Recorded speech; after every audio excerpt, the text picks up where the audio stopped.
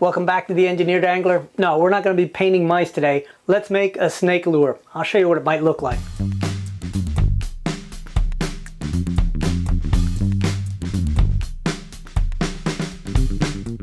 So this is my rendition of what the snake is going to look like. More or less like a snake. Now it's going to be segmented and jointed so that it moves like a snake. Let's hope, right? And as normal on this channel, I'm focusing more on function, the way the lure is actually going to move and act, more than how it's going to actually look. Although I do want a good looking lure. So the lure is going to be broken up into 7 segments, with the head being just a little longer than the rest of them.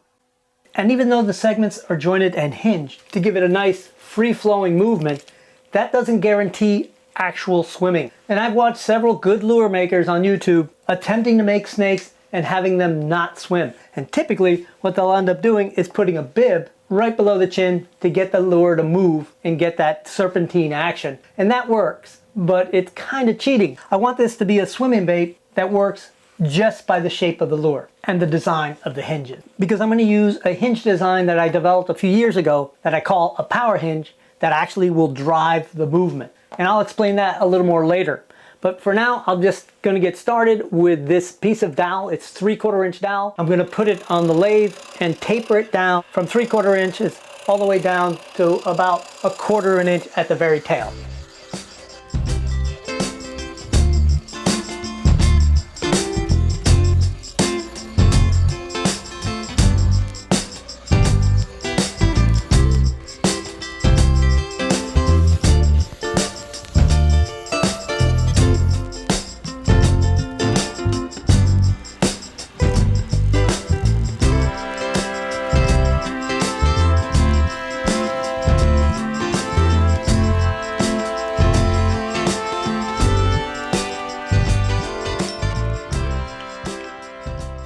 So we've got our tapered snake body now, and those of you paying close attention probably realized that I marked out 7 segments, which leaves out the head.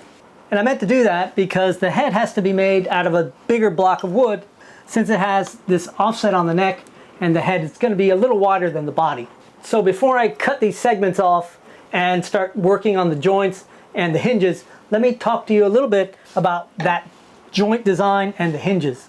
If you're looking down on the snake and we look at one of the joints, the front part of the joint will be concave and the back part of the joint will be convex, forming a sort of a knuckle and socket joint. There'll be a twisted eye embedded in the forward section, going back into a slot on the back section, and then there'll be a pin to hold that in. So there'll be a slot cut into the back piece like that, and the pin drives in like that.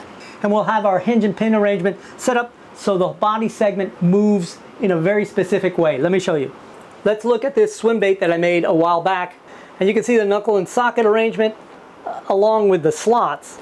And if you look at the movement of that back section, you can see as it turns, it actually comes out of profile. And that is the key. And the more out of profile it gets, farther back on the lure, the more turbulence you get and the more action you get. And I developed that on this lure. This is a lure that I made just as a sort of a test platform for this hinge. Of course, this one, it has double hinges with double slots. But if you look at the way it rotates, you can see that body segment comes way out of alignment with the body. What that does is it pushes the motion from the tail all the way forward. So everything moves, even the head moves back and forth. And if there's a lot of background noise, sorry about that, it's raining like crazy outside. But before we move on to cut those things and start with the joints, I need to make this head. And I can't do it with the regular stock. I've got to have something that goes up at least 1 diameter, so that's another 3/4 inch up. So that means 3/4 inch down because we're working on the lathe. So I need a block of wood that's at least 2¼ inches. This is what I had laying around. It's a block of cedar and its smallest dimension is 2.5, so that's perfect. The first thing I need to do with this big block of wood is to turn it down to the biggest dimension, which is 2¼ inches.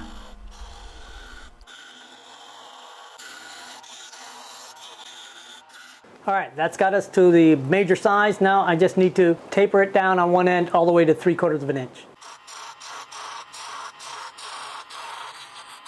All right, I think we've got it.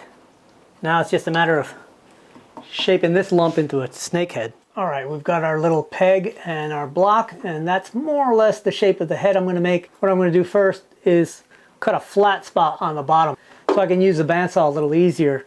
And I know there's probably 2 or 3 ways that are easier to do this. Starting off with a square block would have probably been easier, but hey, this is what I had.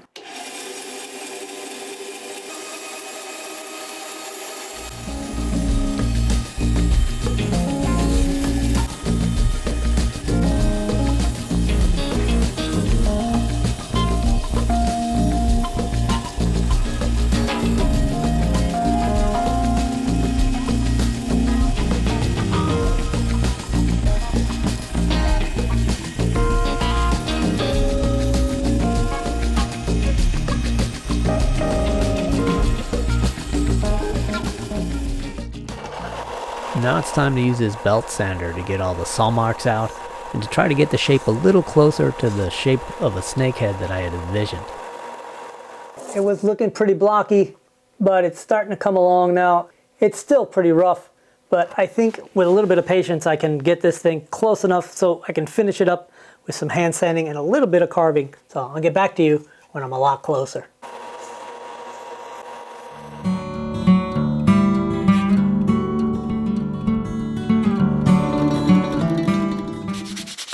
All right, I'm getting pretty close. In fact, pretty happy with the shape. So I still have a little bit of sanding on this and of course the carving. Before I do that though, I want to go ahead and cut these guys off this taper piece of wood. So I'll be cutting each one of these individually so that we can then get started on the hinges too. With all the segments cut out, I like to draw a line down each one of them, and that'll designate where the top is. So what I like to do is to draw in the direction of the joint. So I like the back part of each piece to be the concave part, and then the front part of each piece to be the knuckle part, the convex part. So I'll just draw that rough curve in on each piece. This way, once I get started doing this, I don't make any mistakes. All right, I carved in the mouth, and I'm just drilling in some nostrils here, just for added detail. And now it's time just to make some eye sockets.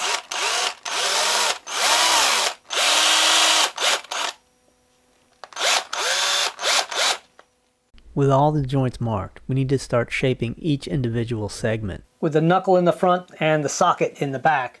And then I'll be cutting in all those little slots, and I need them to go back far enough so that where that pin actually hinges, and when that segment actually rotates, it'll actually stick out in the flow of the water.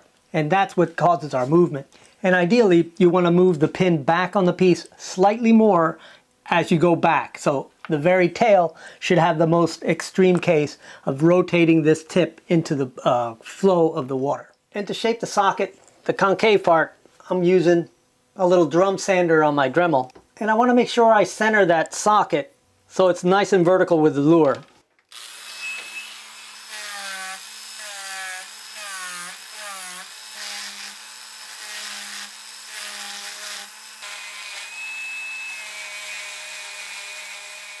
And that looks about right. I'll refine it a little bit with some sandpaper, but that should work. And then the knuckle part, I'll do it on this disc sander.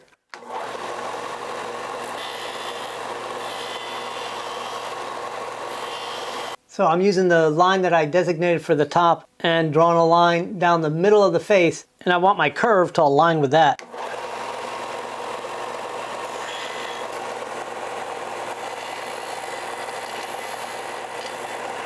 And we end up with a nice little curve that should fit pretty nicely with the socket in the front. And once I have both ends shaped on a piece, I can go ahead and cut the slot on the forward edge. And I'll do that with a cutting disc on my Dremel.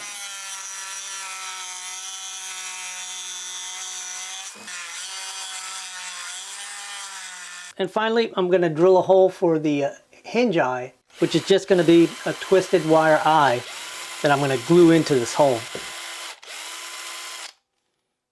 Before we move on, I want to go ahead and talk about how I'm going to weight this thing. And I'm going to stick a weight on the center line at the bottom on each one of these pieces. And each one is just going to take a 1.5 gram split shot. The idea is that I want the lure to be in the water, not just really buoyant on top. I want it to set in the water about a third of the way down, or maybe half of the way down the thickness of the body. The head will be completely out of the water most of the time, but I want these pieces in the water so as they move, they'll have more effect and hopefully give us that serpentine action we're looking for.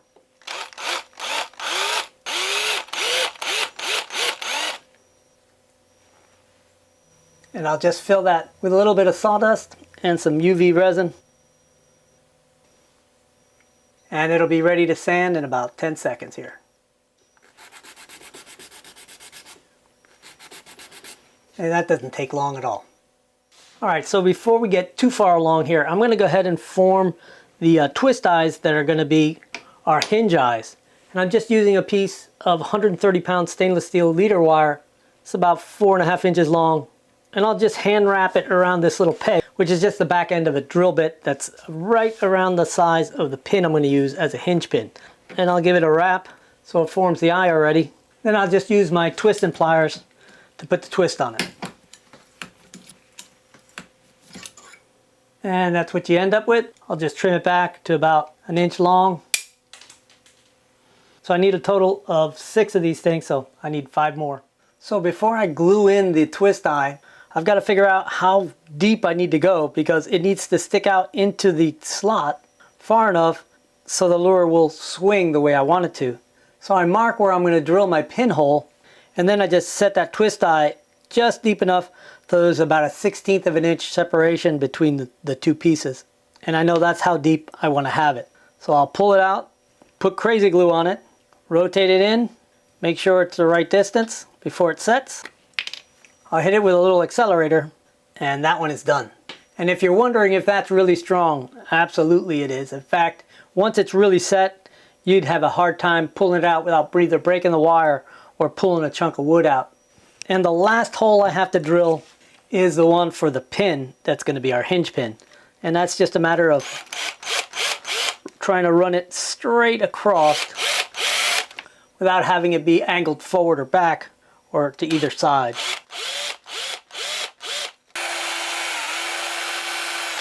So that looks pretty good, nicely centered. So I'm going to do all the same things to all the other pieces, and we'll do a dry assembly and see what it looks like. All right, I've got them prepared and ready to completely assemble. Just need to put the head on, and there you go. Looking pretty good. And you can see, I think you can clearly see how the pieces extend out past the flow line, and it becomes a little more aggressive as you go back, a little more on each one, and at the very end, the tail is the most aggressive one, and it sticks out about 1/4 of an inch. So all right, here it is. You can see it has nice freedom of movement. It's got a nice flowing kind of swing to it. And it's a good idea to kind of play with it, make sure that it doesn't jam anywhere. And if it does, you need to modify it. Figure out before you actually glue everything together, see what's catching and see what you can do to keep it from doing that. And most of the time you can just adjust the twist eye for the hinge, either up or down, or kind of sometimes the eye is a little tilted, or sometimes it's farther to one side, and so it catches on one side more than the other, and that's what's going on with the head right here. And I'll fix that in a minute. But all the other pieces are working really nicely. So I'm going to be taking this all apart and sanding it all down, and I've got to seal the wood. So I'll dip it in some of the polyacrylic, and I won't thin that at all. I'll just dip it and let it drip and let it set. And that should seal it enough for this experimental lure. So the last bit of hardware we need to talk about is the hook eyes and the tie-on eye. The tie-on eye is going to go basically in the center of the body, straight out, so it'll be somewhere right under the chin, like that. And then the first hook eye is going to go here, but I'm going to use the hook eye itself as the pin. And I'll do the same back here for the last hook eye. And like I was saying, this is an experimental lure. I'm not absolutely certain it's going to swim perfect. Worst case scenario, if things don't go well, we'll cheat and put a waking bib on it. Hopefully we don't have to do that.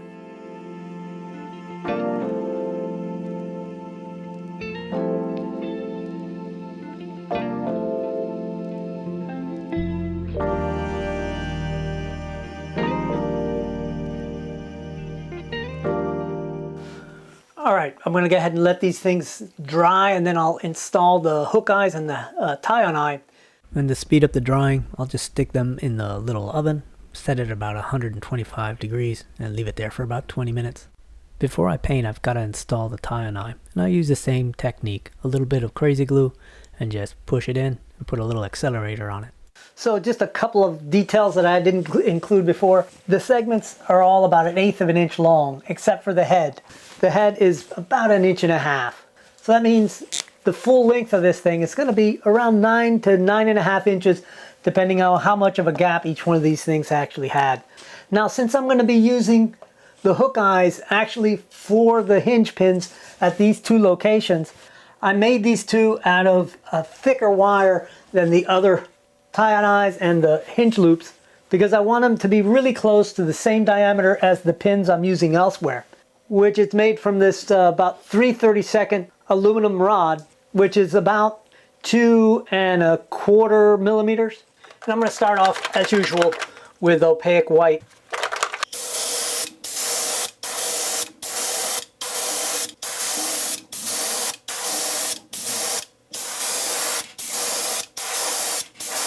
All right, that's the first one. I'm going to have to turn on the ventilator, so we'll have to just go to some background music and just painting.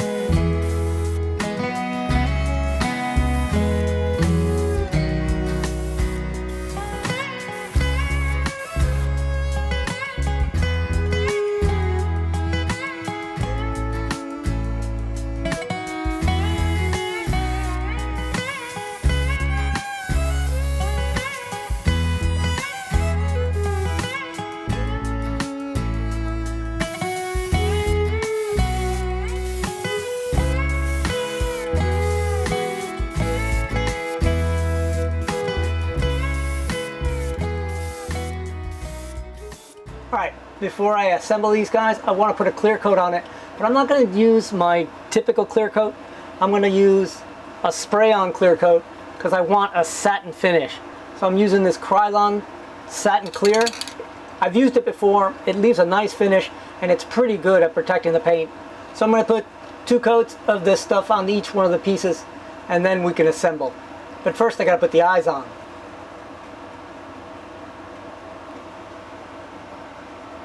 I think that's going to look pretty good.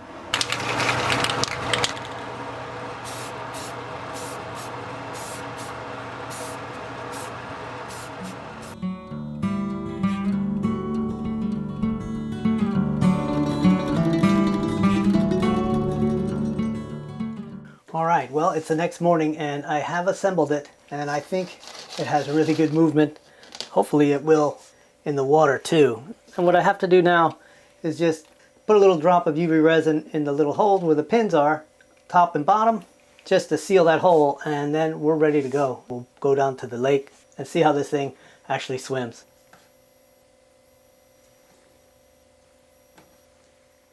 And you know, as I'm looking at this thing, I'm not really sure about this satin finish. I thought it would be a good idea because I thought it would be a little more natural looking. But come to think of it, I think snakes are pretty shiny. But what do you guys think? Should I have gone with the gloss? I'm starting to think I should have. But that's just aesthetics. Right now, I'm more concerned about function. Out here on the lake in the blistering heat and humidity about noon, and I'm doing this because I know that after 1 or 2, it's going to be raining and thunder and lightning. So let's give it a shot. Hopefully, this thing will have some kind of swimming action.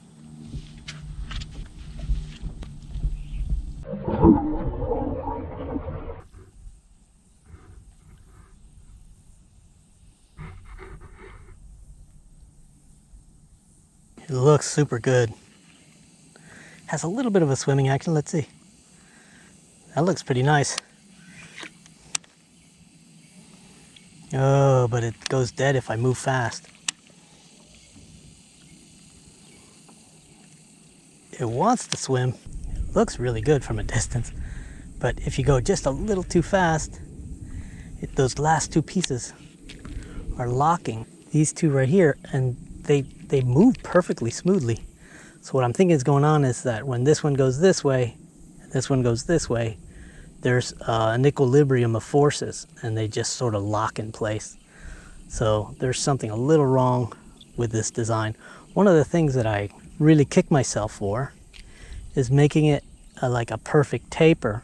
I did take off the tail hook just to see if the tail hook was causing a problem. But I made this thing a perfect taper, and I really shouldn't have. I mean, I kind of violated all the stuff that I've been telling everybody to do for greater turbulence. And that is make the fattest part of the lure about 1/3 of the way back. So this should have gone out and then tapered back to the tail.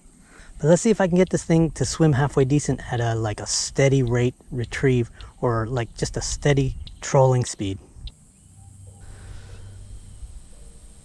You can see it wants to swim. This is at really slow speed, but every like 3rd undulation, those back 2 segments kind of lock together and kind of completely puts it to a stop. At a little bit higher speed, it's a little more fluid, but if you watch those last 2 pieces, every now and then they'll lock up and it'll stop. Right there it stopped it, right there it stopped it. So it's not exactly what I was shooting for, but it's not a complete bust. It casts nice. I mean, it's nice and accurate. It doesn't drift or anything. And it just looks amazing from this distance. Looks like a real snake. Now, it's not very likely that I'm going to get a hit at high noon here, but we're going to give it a shot.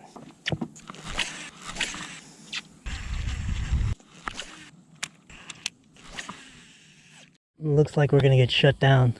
This stuff is moving this way. Hopefully it doesn't bring any lightning.